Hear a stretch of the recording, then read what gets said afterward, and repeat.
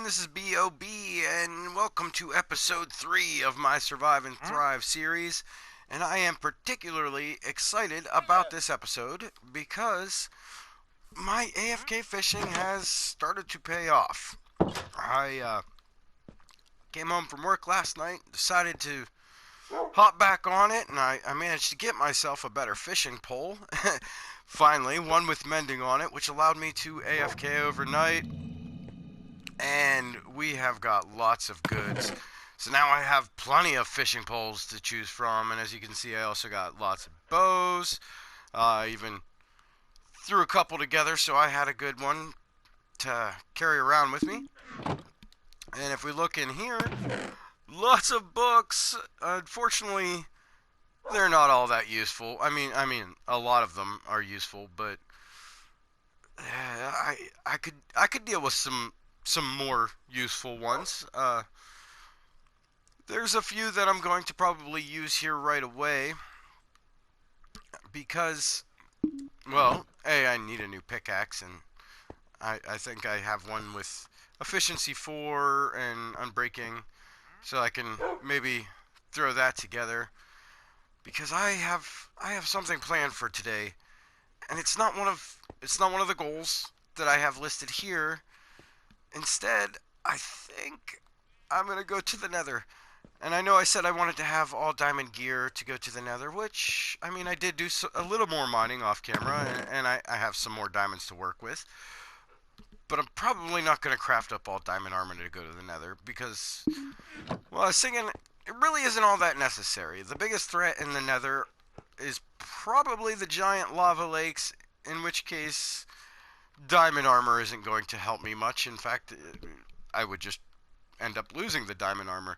So I'm going to go ahead and gear up with everything I'm going to need to get me to the Nether, and hopefully we can find some goods while we're there.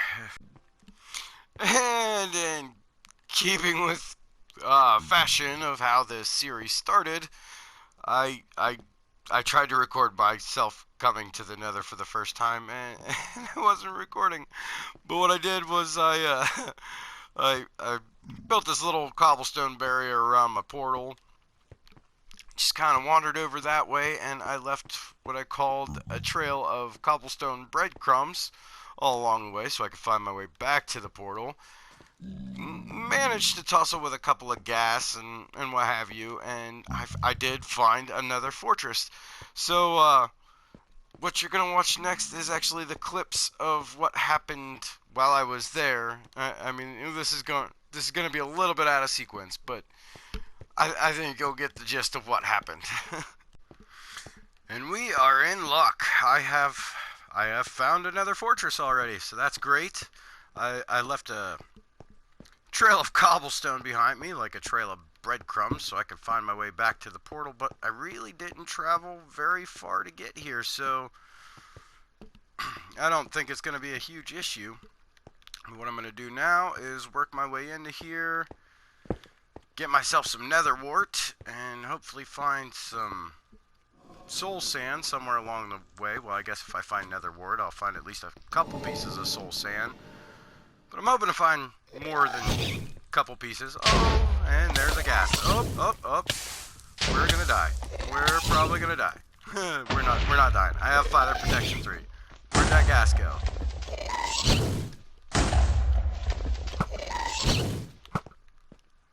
There we go. Wonder if he dropped a tear. That'd be pretty good. Nope, I don't see a tear. That's alright. I want to get into that nether fortress and, yeah, like I said, find some nether wart. Okay, and we found some room with some warts. I do believe I hear some blaze nearby, so that's a good sign. Blaze spawner was one of the objectives. Also, this right here, the soul sand, that's necessary for bubble tubes and such. I'm probably going to need some more than that, though, but it's a good start. Anyway, let's get all this as well. I You're a skeleton also, which is probably a wither skeleton, which would be alright. I want to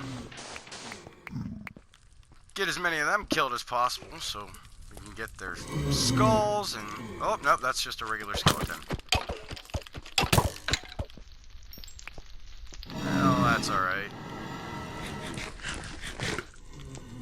Something definitely sounds like a blaze, though. It's actually kind of loud in my headphones, but that's alright. I brought some cooked cod with me. Not the best food source, but I have an abundance of it, so I figured it wouldn't hurt to bring some of that with me on this trip. At least I have some spare food here. And I found a blaze spawner, and they are after me good, but that's okay, because they're not that hard to fight off, really. Just gotta be weary of the flames. And it's all about collecting these right here, the blaze rods. You know, really to get to the end, blaze is essential. And of course for brewing potions and... Well, I may very well be setting up a farm around this spawner at some point. Not exactly prepared to do that right now. Oops. But, it's actually in a very convenient location for the Il Mango design, because we can encase that in glass. It's a lot of clear, there's not a lot of blocks to clear around it, and all we gotta do is provide a solid block for them to pathfind to, and they will pathfind right into it. If I could find that Il Mango video, I might post a link to that in the description, but to be quite honest, you should just subscribe to Il Mango anyway. Il Mango and Nembomb, I mean, you've heard me talk about the hermits. Well, these guys, they're on the next level. They're the ones who basically create everything in this game. Well, I don't mean like create the game, but like the in-game contraptions. Lots of the farms are designed by either Il Mango or Nembomb. So definitely, if you're not already subscribed, check those guys out. I'm wondering now if I'm going to be able to find my way back home. Managed to find yet another blaze spawner, and though this particular Nether Fortress seems to have a lot of dead ends, so, I mean, even if it is a little bit confusing to navigate here, there's kind of slim chances of me going the wrong way. I keep happening upon my trail of cobblestone breadcrumbs, so getting back home shouldn't be too difficult. Okay, so what I've been doing is just kind of hanging out at this one blaze spawner, and I managed to gather a half stack of blaze rods, and that will craft into a whole stack of blaze, so I think that's going to be alright for now. I think I might want to just take the things that I've gotten and make my way back home, and well, see what I can accomplish with that. I got more than a stack of quartz. That means I can make some comparators and observers, which is kind of the biggest thing I was coming here for. Aside from the blaze, of course. I would have liked to have found more soul sand, but I think I gotta get down to the floor of the nether, basically, to find some more of that, and I'm not entirely sure how to get there at the moment. Fight off these magma cubes, and actually, our portal back home's right over there, so we're in good shape. This has gone surprisingly well. And here we are, home sweet home, without incident, and let's look at our score. Of course, we're going to end up with a little bit of netherrack, and that's okay because I think I do actually want to use some nether brick in my base build, so I might actually end up going back for more of that. But we got almost 2 stacks of quartz, which phenomenal. That's gonna last us a long time, unless I start using it for building blocks, and then I'm gonna have to go farm a whole bunch more of that. But I might end up doing that anyways because it's a great source of XP, and well, you can just you never have too much quartz. Lots of glowstone dust and the 32 blaze rods, as I said before. A couple pieces of gunpowder, not important. 1 gas tier. A few more would have been better, but I don't brew potions with the gas tiers usually. I save them for making nether or end crystals so we can respawn the ender dragon multiple times and get to multiple outer end islands so we have backup elytra and loads of shulker boxes. But 60 nether wart, which I mean we can farm that really easily. I got 40 pieces of soul sand. I would have liked to get a couple stacks of soul sand, really, because I plan on using this for lots of stuff. Not just farming the nether wart, but also bubble tube elevators, like I said before, and well, mob farms. It can come in handy if you want to send your mobs, up a certain distance. You can drop them back down a certain distance. That's a good way to do it. Is your soul sand. Okay, and with the exception of a few derps in the recording process, I would say that Nether adventure was a success. Hello, Mr. Creeper. And now I'm not going to be able to get that gunpowder. But, being that that's done with, I guess we go back to the list of goals that I had on the wall. And there's 2 I'm kind of focused on right now, which is the start a real base and build a kelp farm.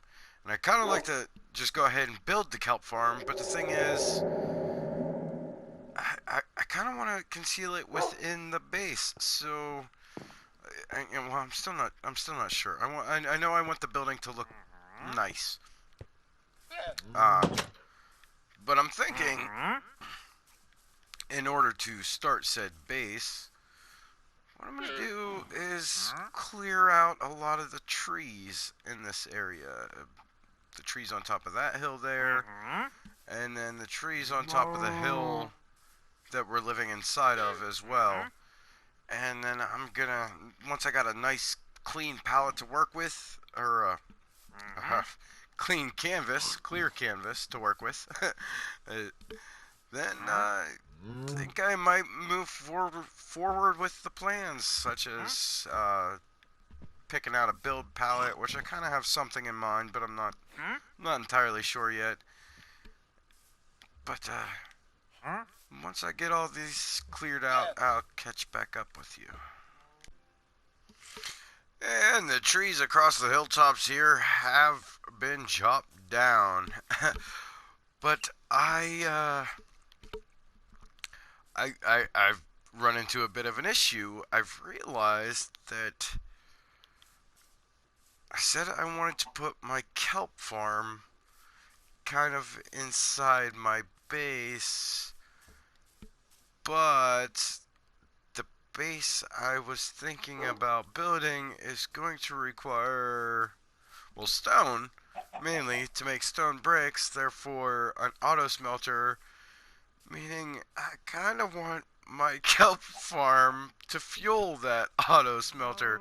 So I don't know. I'm being extra derpy tonight. That's okay. Maybe I'm not sure how to go about this. It would be a lot easier if I had a silk touch pickaxe. I could just gather up some regular stone and not have to worry about cooking up cobble, but maybe what I'll do is build a temporary auto smelter and fuel it with coal for now, just to get some stone cooking. Okay, and this wacky looking place is one of my creative testing worlds. And I just popped in here to kind of work out my build palette a little bit. This is a very short and crude and unfinished recreation of the build I want to do. The the diameter of this, I mean, is about right. But as you can see, I only did one wall. Like I said, I'm just trying to put together a build palette. But there's going to be more of these. You know, I have those multiple hillsides right by where I've set up camp. So I'm thinking a couple of these towers on both of those hills, and then some bridges leading between the two. I might add in some like details with some wood and things just to make it not so gray, add a little bit of color to it. Also, the option of mossy bricks and mossy cobblestone. That, I mean, I'm probably gonna work that in here and there, as well as some of the cracked blocks, just to, you know, just to break things up a bit, make it look a bit more organic. I did try this with just regular stone, and I don't know, that's a bit too dull in my opinion. It blends too well with the stone brick, whereas in the cobblestone actually adds a little bit of color change to it. It's a bit darker. But now that I know, or at least have a rough idea of what I want to do, well, I know how much I need to gather. I'm going to need lots of andesite. This is smooth stone, stone bricks, and cobblestone, which, I mean, yeah, that's easy enough. We have lots of that. But, yeah, in order to craft up a bunch of these stone bricks, I'm still going to have to I'm going to have to cook up a bunch of my cobble to make this kind of stone. And, yeah, it's still going to require an auto smelter, no matter, no matter how I slice it. So I guess that's something I better just go ahead and throw together in my survival. So, being that I am unable to make up my mind about anything, I went ahead and built a kelp farm. Not completely, but this is the foundation of it. This is the basic of it. I figured I could just hide it inside this mountain. I did mention building one of my towers on top of this mountain, so I mean I could have it organically kind of grow into that. This design is both tileable and stackable, meaning you can make it as long as you want and as tall as you want, and then you can even stack these things on top of each other, so there are multiple tiers of the farm. But in order to get in here, I gotta come up around here, and I'm gonna just go ahead and start planting. Best way to do this, you can start with even a single bucket of water and just put it on this top step here, and it'll all flow down. Just go one step at a time. Plant kelp on each block. Now as soon as you place in the kelp, that kelp becomes a water source. I think I missed. Oh no, I'm fine. What I forgot was I wanted to put signs down here, so I need to probably do that. But well, yeah, let me go craft up a couple signs and I'll come back to this. Okay, this is what I was actually going for here. See, the signs are going to hold back the water, and I'm going to have a separate water stream at the bottom that's going to end up funneling all the drops down into these hoppers. And those hoppers are actually feeding into an auto smoker. So I didn't build a smelter yet, but the smoker is going to produce fuel for us relatively quickly, I believe. But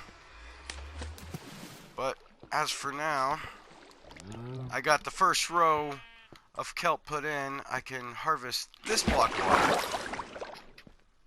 then just replace that kelp and repeat the process. And since kelp produces a water source when it's planted, or when it grows through a block, you don't ever have to leave to go get more water. You just take from one of these sources, replant the kelp, and continue your process. I'm going to go ahead and fill up this farm, and well, we'll see what it produces in the meantime. Okay, here we are, all filled up. Now, you can hear some stuff being harvested already. Now, I've made this design 8x8, so that took up exactly the one stack of kelp that I brought back with me from the ocean. And yeah, I did, like I said, I had it feeding into this auto smoker, and well, it seems to only be feeding into the one furnace so far, or one smoker so far. I'm gonna go ahead and fuel these things up. I just brought a stack of coal with me to throw in here, and that should divvy that up between the two furnaces. Indeed it has. And that's going to start producing dried kelp for us just automatically. As it grows, it's going to flow down, flow directly into that auto smoker, and become dried kelp. And once I have a lot of it, well, I can craft up into blocks, and then that's going to be our fuel source. Now this farm does produce relatively fast, but you can make it faster, because like I said, tileable and stackable, and I probably will end up stacking more of these on top of this, but I think this is gonna do to get us started. So once, yeah, see, we're already up to 4 dried kelp in there, and it's flying. I might not have needed to use 2 smokers for that, because it's just kind of flying right through there.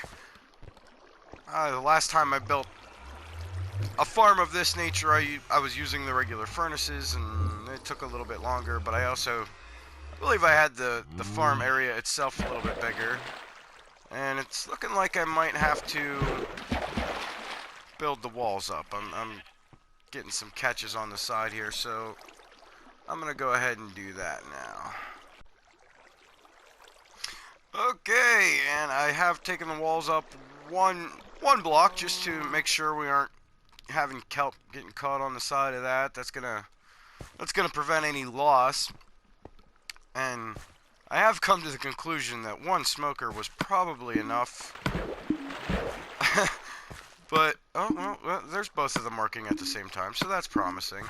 But look at this! Look at this! It's been like 5 minutes, and it's just pumping out the dried kelp already.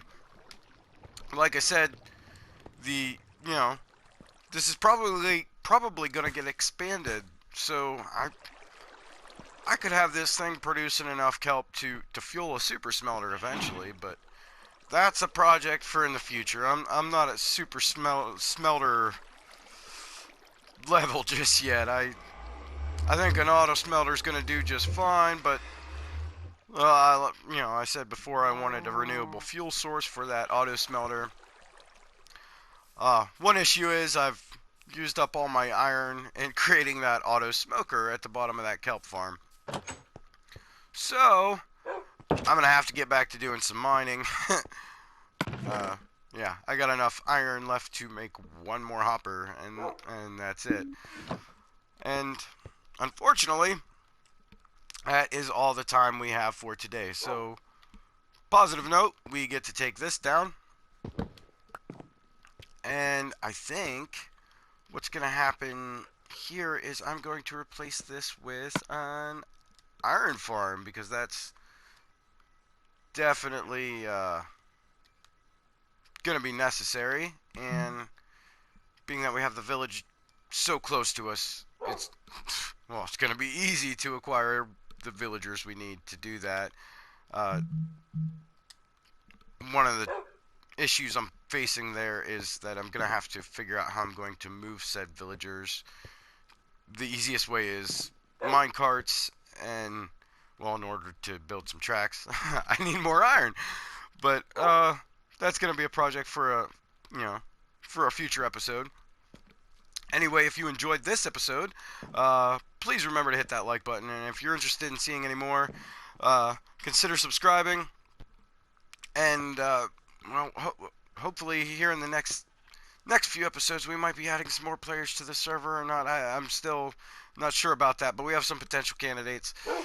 But as for now, I'd like to thank you all for watching, and I wish you a wonderful day.